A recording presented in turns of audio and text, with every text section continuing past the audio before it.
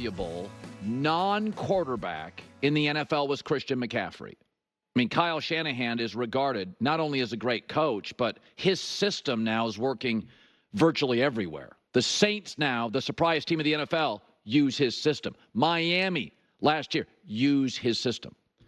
He has a losing record without Christian McCaffrey. But I may have found somebody that's even more valuable. And for years and years, I called wide receivers icing on the cake. You can eat cake without icing. It can make good very good. But you're not, if the cake is bad, the icing can't save it. Right? Like, even with carrot cake. And that's the best icing. But look at these numbers. A.J. Brown's impact on Jalen Hurts' career, including the playoffs.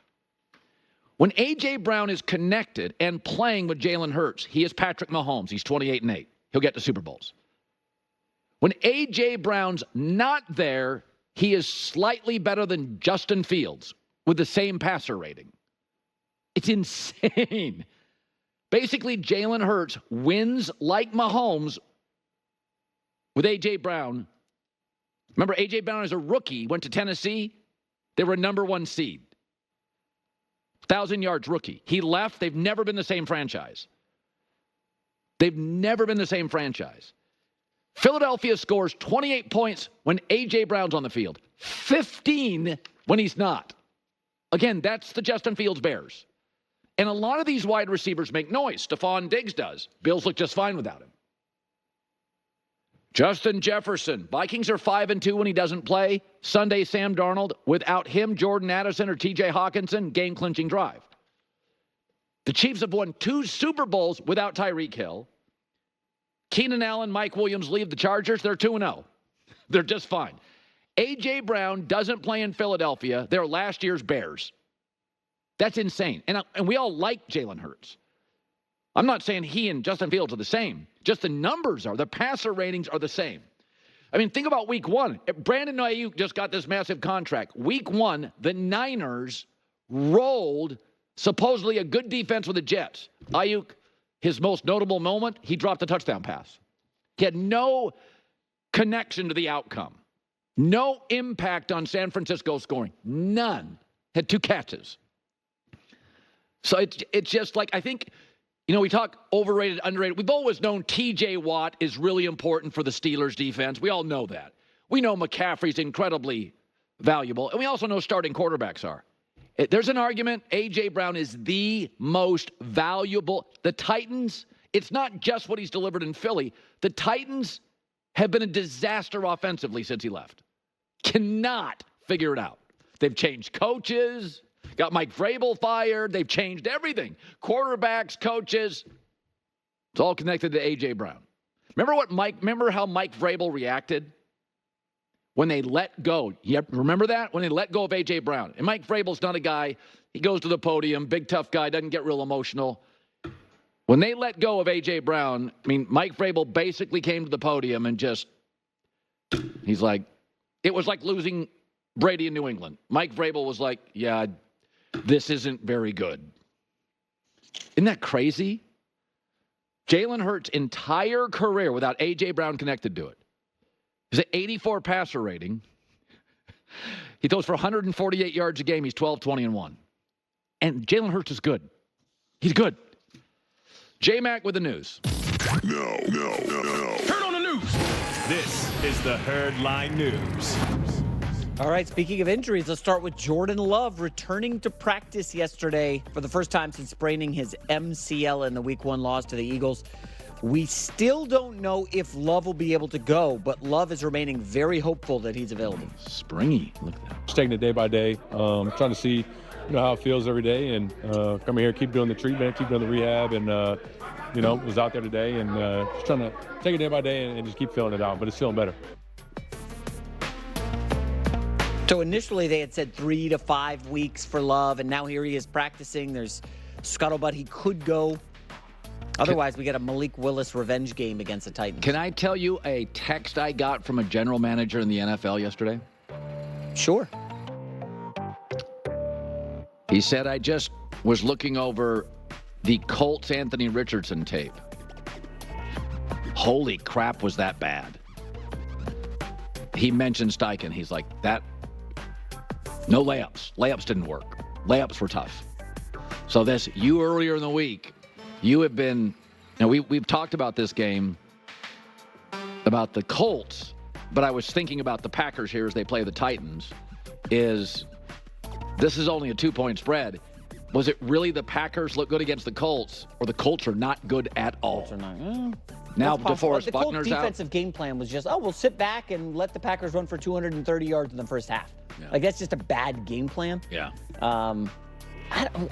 It seems like everybody loves the Titans here. Well, I think also there is something about NFL teams and desperation. When you get to week 3, 4, and 5, teams that haven't won, like Baltimore this week, is desperate. I mean, Cincinnati went to Kansas City and played desperate football and outplayed the Chiefs. So I do think in these early games, there is a sense you can't go 0-3 and make the playoffs. Like Baltimore, the season for Baltimore's, but you can go 0-2. If Baltimore beats Dallas, nobody cares about it. Fine. It's all good. 0-3, it feels completely different. So will Callahan take the ball out of Levis's hands, say, we're not going to risk these dumb turnovers that have done us in. We're just going to run the football. And it's just basically two teams grinding it out in a super low-scoring game. That's kind of what this feels like. Yeah. But the Titans have had issues on special teams. Jets had a block punt. A lot of dumb penalties in the secondary. I don't know. I guess I'm the only guy here who likes the Packers. Not good enough to put them in my Friday picks, but I kind of lean Packers here. What about you? I'm not touching the Titans. I got burned week 1. Shame on me if I bet them again. Wait, did you have them week 2 as well against the Jets or no? Week 2 I took the Jets. So I just judgment that line means nothing. Will Levis's judgment laughs, says hold my beer to lines. Yeah. All right, let's go to the second story. The Chiefs 2-0, but the offense has been really stuck in the mud. Mahomes coming off a career low 151 passing yards in last week's lucky win over the Bengals. Travis Kelce talked on the New Heights podcast about not looking like himself, catching one pass, and said the offense has to step up.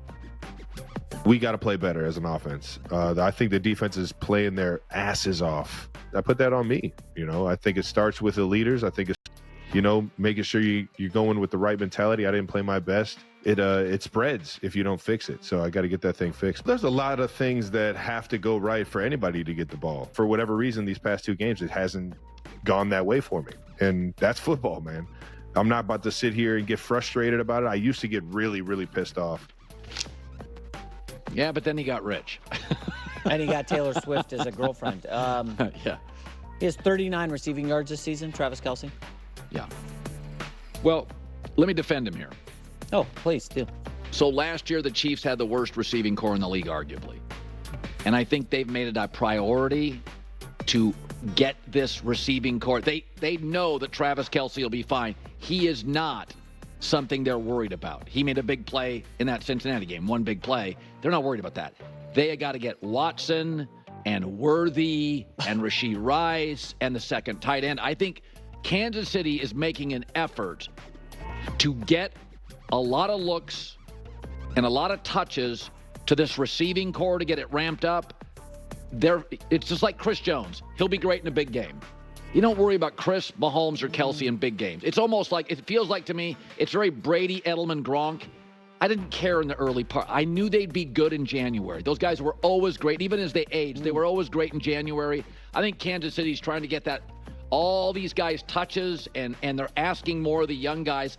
They're not game planning primarily around Travis Kelce at this point in the season. They know, like last year, he was invisible for big chunks of the regular season. He was money in January. Well, they did have Pacheco last year, and Andy Reid has come out and said he might miss the entire season. No, that changes everything. And Pacheco was excellent for them last year. He's a really good player.